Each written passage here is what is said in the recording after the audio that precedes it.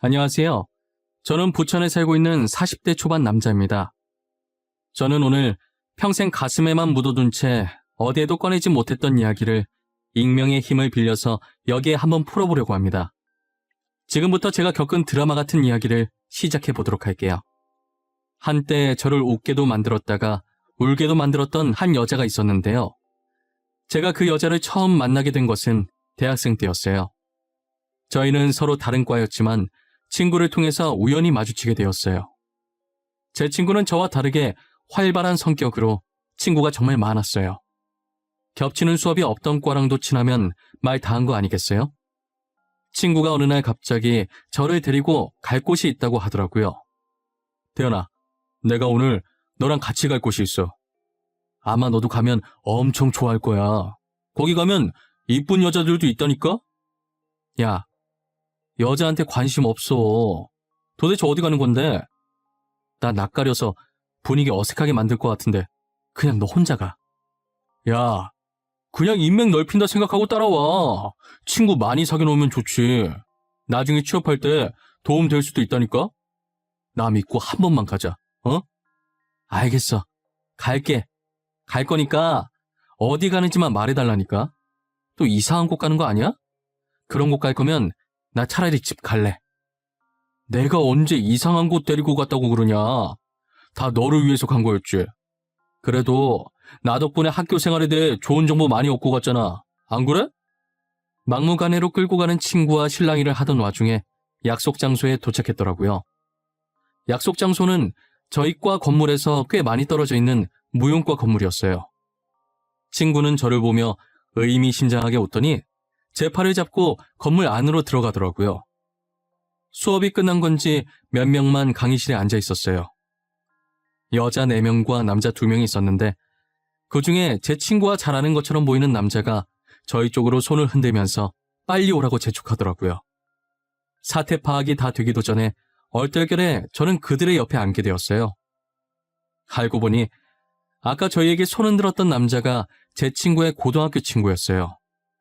간간히 이렇게 모이긴 했었는데 늘 홀수여서 항상 짝이 모자랐다고 하더라고요. 그래서 친구가 짝을 맞추려고 저를 여기에 데리고 온 것이었어요.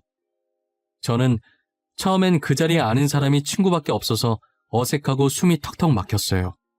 하지만 계속 마주치다 보니 익숙해져서 그런지 자연스럽게 편해지게 되었죠.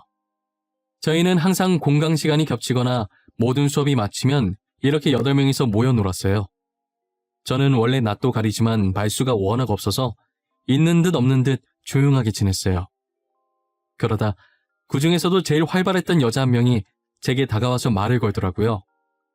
너는 원래 말이 없는 편인 거야? 아니면 아직도 우리가 어색한 거야? 우리 알고 보면 되게 재밌는 애들인데 편하게 생각하고 장난쳐도 돼. 아니야. 너네 안 어색해. 그리고 나 지금 되게 편한 건데. 내가 원래 말이 없는 편이라서 너네 놀고 있는 거 보는 것만으로도 재밌어. 보는 것만 하지 말고 같이 놀자. 너도 우리랑 놀다 보면 재밌어서 매일 만나자고 할걸? 너 나중에 분명 후회한다. 우리랑 진작에 이렇게 놀 걸 하면서 말이야. 그렇게 저는 여자의 리드하에 같이 어울려 놀기 시작했어요. 정말 여자의 말처럼 진작 이렇게 놀 걸 싶더라고요. 저는 점점 여자의 매력에 끌리기 시작했어요. 그렇다고 그녀에게 이런 제 마음을 전할 수는 없었어요. 그녀는 여자들도 반할 만한 외모의 소유자였거든요. 그녀에게 대시하는 수많은 남자를 두고 저를 만날 리 없다고 생각했어요. 저는 그런 그녀가 저와 같이 놀아주는 것만으로도 감사했습니다. 하지만 이런 만남도 새내기 시절 잠깐이었는지 다들 학점 챙긴다고 바빠서 지속적으로 만나지는 못했어요. 저는 학고 위기에 놓인 간당간당한 제 성적에 허우적거리고 있었고 그녀도 실기시험이 많아 준비하느라 시간이 없었죠. 결국 우리는 졸업할 때까지 제대로 연락할 시간도 만날 시간도 없었어요. 저는 조그만 중소기업에 취업하고 오랜만에 친구와 만나게 되었어요. 친구도 이제 막 시작하는 스타트업 회사에 취업했더라고요. 이런저런 영양가 없는 말만 하다가 새내기 시절 때 이야기가 나왔어요. 태연아, 대학교 1학년 때 기억나? 한참 무용과 애들이랑 놀러 다닐 때 말이야. 우리 그때 진짜 재밌었는데, 그치? 나는 가끔 그때로 돌아가고 싶어. 더 열심히 놀 걸 후회한다니까? 기억나지? 어떻게 잊어, 그걸? 내가 처음이자 마지막으로 제대로 놀아봤잖아.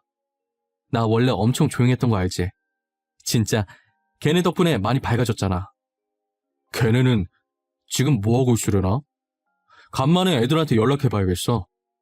우리 다시 뭉쳐서 그간 쌓였던 스트레스 다 같이 풀어야지. 안 그래? 친구가 했던 말이 빈말이 아니었던지 조만간 만나기로 했다고 톡이 왔더라고요. 그렇게 몇 년 만에 만난 저희 8명은 새내기 시절로 돌아간 기분이었어요. 다시 만나게 된 그녀는 그때보다 훨씬 더 예뻐지고 성숙해졌더라고요. 여전히 밝고 눈부신 그녀를 보자 감회가 새로웠어요. 태연아, 이게 몇 년 만이야. 우리 진짜 오랜만이다. 그치? 그동안 잘 지냈어? 요즘 뭐하고 지내? 일 다니고 있어? 지연아, 숨 넘어가겠어. 진정하고 하나씩 물어봐. 나는 남들이랑 똑같이 취업 준비하면서 치열하게 지냈어. 넌 어떻게 지냈어? 난 고생 좀 했지. 무용과 나와서 교수까지 하고 싶었는데 여자 마음 갈대라잖아. 하도 마음이 왔다 갔다 하더니 지금은 필라테스 하고 있어. 너는 그래서 취업 준비 잘했어? 취직한 거야? 취직했지. 조그만 중소기업이긴 하지만 직원들이 다 좋아. 그래서 잘 다니고 있어. 원래 회사 사람들이 좋아야 오래 다닌다잖아. 첫 직장이긴 한데 진짜 오래 다닐 것 같아. 다행이다. 와, 근데 넌 진짜 변한 게 하나도 없다. 키는 조금 더 큰 것 같네. 그거 말곤 진짜 그대로야. 멀리서 봐도 너라는 거 한 번에 알겠더라니까. 너도 그대로야. 여전히 밝고 긍정적이고, 그리고 얼굴은 그때보다 더 이뻐졌네. 뭐야, 나 원래도 이뻤어. 너네가 나를 친구 이상으로 안 보니까 그런 거지. 이래봬도 학교 다닐 때 인기 많았단 말이야. 남학생들이 나 보려고 줄을 섰다니까. 난 아니었어. 지금 시간 많이 흘렀으니 하는 말이지만 난 너 친구 이상으로 봤었어. 눈치 못 챘던 건 너지. 아마 너한테 줄 선 남학생들 중 한 명이 나였을걸? 그녀는 과거에 제가 품고 있었던 마음을 처음으로 고백하니 한동안 아무 말도 못한 채 가만히 서서 눈만 꿈뻑거리더라고요. 저는 지금이라도 고백해서 마음이 조금 후련하다고 생각했어요. 지금은 그녀에게 아무 감정이 없으니 할 수 있는 말이었거든요. 하지만 그녀는 아니었나 봐요. 모임에서 헤어진 뒤 한동안 그녀와 톡으로 안부 인사만 오갔어요. 가끔 만나서 서로 상사욕도 해주면서 위로를 해주고 힘이 되어주기도 했고요. 그러다 대뜸 그녀가 제게 고백을 하더라고요. 나도 그때 너 좋아했어. 항상 말이 없던 네가 신경 쓰이고 그래서 먼저 말 걸고 장난쳤던 거야. 그래서 지금은 전혀 나한테 마음이 없는 거야? 다시 봤을 때 아무 느낌 안 들었어? 지연아, 여전히 넌 좋은 사람이야. 늘 주변 사람들을 밝게 만들어줘. 하지만 이제 막 사회에 뛰어들어서 지금 내가 누군가를 좋아할 여유가 없어. 기다려줄 수 있다면? 내가 기다린다고 하면 만나줄 거야? 나 기다리는 거 잘해. 너가 기다리라고 하면 얼마든지 기다려줄 수 있어. 그녀의 끈질긴 구애에 저는 두 손 두 발 들 수밖에 없었어요. 저희는 그렇게 6개월이란 시간을 함께 보내고 서로에 대한 믿음 하나로 결혼을 하게 되었어요. 아직도 그녀에게 목매는 남자가 많은데 그런 그녀가 제게 좋아한다고 고백하고 지금 결혼까지 했다는 게 저는 도저히 믿기지 않았어요. 한편으로 인기 많은 아내 때문에 걱정도 많이 되었습니다. 신혼생활할 땐 저희도 남들이 부러워할 만큼 사이가 아주 좋았어요. 놀러 갈 때든 힘들 때든 무엇이 되었든 항상 둘이서 같이 하려고 했거든요. 하지만 역시나 아내의 인기는 저희 결혼 생활에 아주 큰 걸림돌이 되었어요. 결혼한 지 2년 정도 되었을 때쯤 아내의 외출이 잦아지더라고요. 친구를 빌미로 퇴근 후 집에 늦게 오는 것은 기본이고요. 주말에도 약속이 있다며 아침 일찍 외출해서는 일찍 들어와야 당일 밤에 오고 늦으면 그 다음날 저녁에 들어오곤 했어요. 그러더니 얼마 지나지 않아 외박하는 것이 일상이 되어버렸지요. 친구 집에서 자고 오겠다는 말을 밥 먹듯이 하기 시작했어요. 한 번은 아내에게 영상통화를 걸었는데 아내가 거절을 하는 거예요. 평소 같으면 피치 못할 사정이 있어서 못 받는가 보다 하고 넘겼을 텐데 그날은 이상하게 저도 오기가 생기더라고요. 그래서 영상통화를 한 번 더 걸었어요. 역시나 아내는 또 제 영상통화를 거절하더군요. 그때부터 저는 아내를 의심하기 시작했어요. 원래는 제가 따져 묻는 성격이 절대 아니었어요. 평소 저는 모든 일에 다 이유가 있겠지 하고 넘기던 사람이었는데 찝찝한 이 기분은 도저히 그냥 넘길 수가 없겠더라고요. 그래서 아내가 외출한다고 하면 하나하나 따지기 시작했어요. 나 미연이 집에 놀다 올게. 오늘 자고 올 거야. 그러니까 기다리지 마. 밥 다 해놨으니까 알아서 챙겨 먹고 있어. 미연 씨 집 가는 거 맞아? 나 오늘도 영상통화 걸 거야. 저번처럼 거절하지 말고 받아. 그리고 미연 씨 집에 꿀 발라놨어? 주말마다 안 가면 누가 잡아먹어? 당신 혹시 의처증 있어? 미연이랑 얘기하다 보면 전화 못 받을 수도 있잖아. 뭔 놈의 전화를 계속 받으라는 거야? 그리고 굳이 영상통화를 해야 돼? 도대체 전화 못 받을 일이 뭐가 있는데 무슨 일이길래 잠시도 전화를 못 받아? 당신 영상통화 말고 일반 통화로도 해도 잘 안 받잖아. 됐어, 그만해. 안 가. 내가 안 가면 되잖아. 그러니까 진짜 그만해. 고작 전화 가지고 예민 반응 보이는 아내를 보니 괜히 더 의심이 들더라고요. 저는 확실한 증거를 찾아야겠다고 마음먹었어요. 아내가 샤워하러 들어간 사이 아내의 폰에서 톡 알림이 뜨더라고요. 보낸 사람 이름을 보니 미연 씨더라고요. 그래서 그냥 넘어가려고 했는데 그 다음에 울린 알람을 보고 그냥 넘어갈 수 없었어요. 분명 미연 씨 이름으로 온 톡에 내용이 심상치 않았거든요. 오늘 밤 아내를 위해서 준비했다는 글을 보냈더라고요. 저는 그때 무언가 있다라는 쎄한 느낌이 들었어요. 다행히 아내 폰은 잠금이 걸려있지 않아서 손쉽게 톡방을 들어갈 수 있었어요. 미연 씨와 함께 대화를 나누던 톡방을 누르는 순간 온몸에 소름이 끼쳤어요. 알고 보니 미연이라는 사람은 아내가 저 몰래 만나온 남자였어요. 정말 치밀하게 상간남 번호를 미연이라는 여자 이름으로 저장해놓고 제가 의심할 수 없도록 만든 것인데요. 이제껏 미연이 집에 놀러간다고 했던 것도 다 이 남자 집에 놀러간 것이었어요. 아내의 이런 뻔뻔함에 정말 기가 차고 제가 지금까지 속았다는 게 어이가 없었어요. 저는 아내가 샤워하고 나오자마자 휴대폰을 들고가 따지기 시작했어요. 역시나 아내는 모르는 척 발뺌을 하더라고요. 당신, 이게 다 뭐야? 여기 있는 대화 내용들 뭐냐고. 이때까지 미연 씨라고 했던 사람 남자였어? 당신 지금 제정신이야? 당신이야말로 지금 무슨 소리를 하고 있는 거야? 미연이가 남자냐니? 당연히 여자지. 당신이 생각하는 그런 거 아니야. 그리고 남의 폰을 왜 마음대로 보고 난리야? 내가 무슨 생각하는데? 찔리는 게 있으니까 내가 그런 쪽으로 의심한다고 생각하는 거 아니야? 그럼 여기에 있는 커플 사진들은 어떻게 해명할 건데? 서로 사랑한다고 하던 대화들은? 아내는 모른다고 시침이 떼더니 전에 나눴던 대화들과 커플 사진들을 언급하니 그제서야 무릎 꿇고 빌기 시작하더라고요. 처음엔 정말 화가 나고 정말 빈손으로 집에서 내쫓고 싶었어요. 하지만 사람이 살다 보면 실수할 수도 있다고 생각해서 넘어가 주기로 했어요. 사람은 고쳐 쓰는 게 아니라더니 어르신들 말씀 틀린 거 하나 없었어요. 아내는 정신을 못 차리고 얼마 안 지나 또다시 외도를 하는데요. 이번엔 새로운 폰을 하나 더 만들어서 여러 남자와 대화를 하더라고요. 제가 아내를 의심을 해서 아내의 물건에 손대다가 발견한 건 아니고요. 멍청한 아내가 술을 먹고 새 휴대폰을 침대 밑에 떨어뜨려 놓은 거예요. 처음엔 못 보던 폰이길래 설마 있었어요.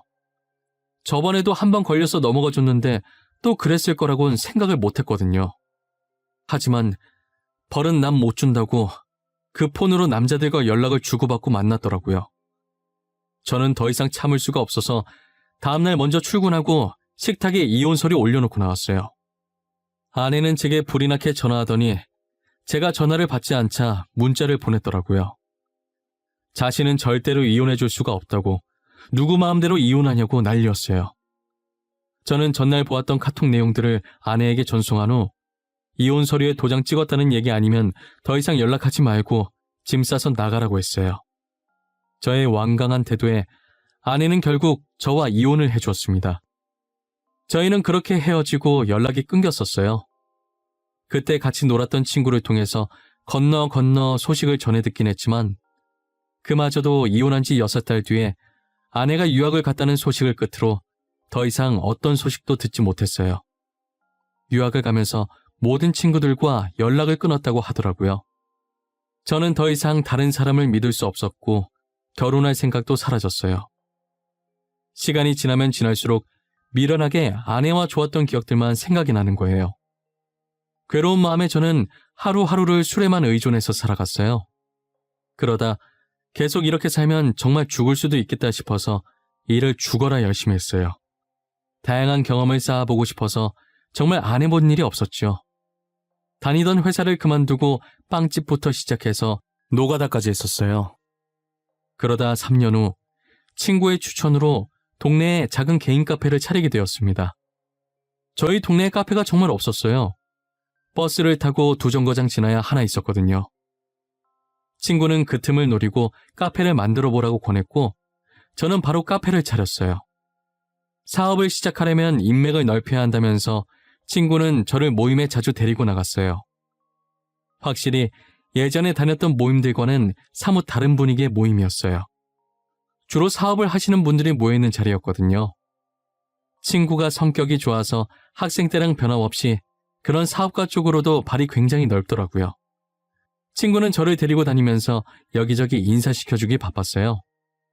저는 인사를 마치고 아는 사람이 친구밖에 없는지라 그냥 구석에 가서 물만 마시고 있었어요. 혼자 있는 제가 안타까웠는지 한 여성분께서 제게 말을 걸어주시더라고요. 안녕하세요. 이런 자리 처음이라 어색하시죠? 저도 처음에 여기 왔을 때 되게 어색했어요. 사실 이 모임에 몇 번 안 나와서 지금도 어색한 건 마찬가지고요. 아, 아까 인사했을 때 화장품 사업하신다던 분 맞으시죠? 반가워요. 저는 제가 이런 자리에 올 거라고는 생각을 못했어요. 어떻게 행동해야 할지도 모르겠고요. 그냥 자연스럽게 사람들이랑 대화 나누시면 돼요. 지금 저희처럼요.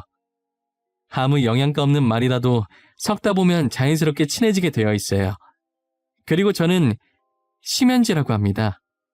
그녀는 제게 명함 하나를 내밀더니 싱긋 웃더라고요. 저는 그러다 문득 전 아내가 떠올랐어요. 제게 먼저 다가와 말 거는 모습과 싱긋 웃는 모습이 전 아내와 상당히 닮아 있더라고요. 하지만 이름과 전체적인 생김새가 전 아내와는 확연히 달랐죠. 그녀는 저와 말도 잘 통하고 성격도 너무 좋아 보였어요. 카페 하신다고 들었는데 하실만 하세요? 카페도 쉬운 건 아닐 텐데. 레시피도 다 외워야 하고 직접 커피도 내리셔야 하고. 그래도 막상 하면 재밌어서 즐겁게 하고 있어요. 손님들이 웃으면서 떠드는 모습 보면 저도 덩달아 기분 좋아지고요. 다행이네요. 즐겁게 일하는 거 쉽지 않잖아요. 그런데 대현 씨, 저는 아까 명함 드렸는데 대현 씨는 저한테 뭐 없어요? 전화번호라든가. 아, 죄송해요. 제가 떠드느라 받기만 했네요. 잠시만요. 혹시나 몰라서 명함 파놓은 게 있어서 들고 왔거든요. 저희는 사업에 대한 얘기를 하다가 자연스럽게 번호를 교환하게 되었어요. 그리고 사업을 핑계로 둘이서 자주 만났고요. 결국 저는 절대 열지 못할 것 같던 마음을 그녀에게 열어주었습니다. 저는 이혼했던 사실을 고백했지만 그녀는 아랑곳하지 않았어요. 저희는 그렇게 2년 정도 만나다가 결혼을 했어요. 지금 아내와 살다 보니 전 아내가 점점 더 생각나더라고요. 보통 전에 만났던 사람과 비슷한 사람을 만난다고 하더니 그 말이 맞나 봐요. 그만큼 아내와 전 아내는 닮은 점이 많이 있었어요. 다른 점이 있다고 한다면 한결같이 저만 봐준다는 점이었죠. 그런데 제가 처음 결혼에 실패하고 하루하루를 술로 살아왔던지라 제 간에 문제가 생겼다는 걸 이제 와서 발견하게 되었어요. 의사는 당장 간 이식 수술이 필요하다고 하더라고요. 저는 아내에게 짐이 되기 싫어서 이 사실을 밝히지 않았습니다. 가족들에게만 조용히 말해서 간 검사를 받았어요. 하지만 저와 간이 맞는 사람이 단 한 명도 없었어요. 그러다 이 소식이 아내의 귀에까지 들어가게 된 것인데요. 간 기증자가 안 나오자 불안한 나머지 어머니께서 아내에게 말한 거예요. 아내는 왜 자신에게 말하지 않았냐고 저를 안고 펑펑 울더라고요. 당장 자기가 검사 받아보겠다고 하면서 집을 나가더라고요. 일주일 뒤 아내의 검사 결과가 나왔고 다행히 아내의 간이 적합하다는 판정이 났습니다. 아내는 제 손을 꼭 쥐고 연신 다행이라고 수술받을 수 있다며 울었어요. 아내의 도움으로 저는 간신히 간 이식 수술을 받을 수 있게 되었는데요. 수술 후 저는 회복 속도가 빨랐지만 반면 아내는 점점 더 상태가 안 좋아졌어요. 아내는 시름시름 마르면서 다 죽어가는 목소리로 제게 건강해져서 다행이라고 하더라고요. 그 모습을 보고 제가 얼마나 울었는지 모릅니다. 아직도 기억에 생생해요. 하지만 아내는 얼마 못 버티고 세상을 떠나고 말았어요. 사망 사유는 위암이었더라고요. 처음 아내가 위암이라는 것을 제가 수술하고 나서 회복하기 전에 어머니가 들었는데 아내는 너무 간곡히 부탁하는 바람에 제게 말을 못했다고 하더라고요. 아내는 본인이 얼마 못 살 거라는 것을 알고 제게 간을 주고 떠난 것이었어요. 그 사실을 알고 아내의 영정사진을 끌어안고 어린아이처럼 엉엉 소리내어 울었어요. 당장이라도 제게 달려와 울지 말라고 제 어깨를 토닥거리며 달래줄 것 같던 아내가 더 이상 이 세상에 없다는 게 정말 믿기지 않았어요. 아내의 유품을 정리하다가 침대에 엎드려 또다시 울기 시작했어요. 얼마나 울었을까. 울다 지친 저는 그대로 잠이 들어버렸어요. 꿈에서 아내는 저를 보며 활짝 웃고 있더라고요. 그러더니 액자를 잘 보라는 말과 함께 사라지더라고요. 잠에서 깬 저는 곧장 침대 옆 협탁에 있던 액자를 꺼내 들었고 액자에 끼워져 있던 편지 하나를 발견하게 되었습니다. 곧 자신이 죽을 것이라는 걸 예감하고 적은 아내의 마지막 편지였어요. 편지 내용엔 이 글을 볼 때쯤이면 자신은 이 세상에 없을 것이라며 그동안 제게 진 빚을 이렇게라도 갚고 떠날 수 있어서 다행이라고 적혀 있었어요. 저는 평소 아내와 사이가 좋았고 한 번도 다툰 적이 없었기 때문에 이 편지 내용이 이해가 안 갔었어요. 하지만 다음 문장을 읽고 바로 이해할 수 있었죠. 알고 보니 아내는 제 전 아내였습니다. 유학 갔다던 아내는 사실 그 기간 동안 성형을 하고 이름도 바꿨죠. 그리고 나서 다시 제 앞에 나타난 거예요. 수많은 남자들을 만났었지만 다들 자기를 어떻게 해보려는 속셈만 가득했고 껍데기만 좋아했지 자신을 진심으로 사랑해주지 않았다고 제가 늘 그리웠다고 하더라고요. 아내도 울면서 쓴 편지였는지 한 장 가득 미안함이 담긴 편지지 위로 중간중간 눈물이 한두 방울씩 떨어져 있었어요. 저는 그 편지를 보며 눈물이 멈추질 않았습니다. 그동안 아내를 정말 수도 없이 많이 원망하고 미워했지만 저 못지않게 마음고생 심했을 아내를 용서하기로 했어요. 아내가 잠든 곳을 찾아가 이제 편안하게 가라고 마지막 인사를 했어요. 저에게 있어서 여자는 아내가 처음이자 마지막 여자였어요. 지금은 몇 년째 연애도 하지 않고 홀로 카페를 운영하며 지내고 있습니다. 앞으로도 누구와 만나지 않고 이렇게 혼자서 아내 몸까지 잘 지내보려고 합니다. 제 사연은 여기까지예요. 들어주신 모든 분들께 감사합니다. 늘 행복하세요.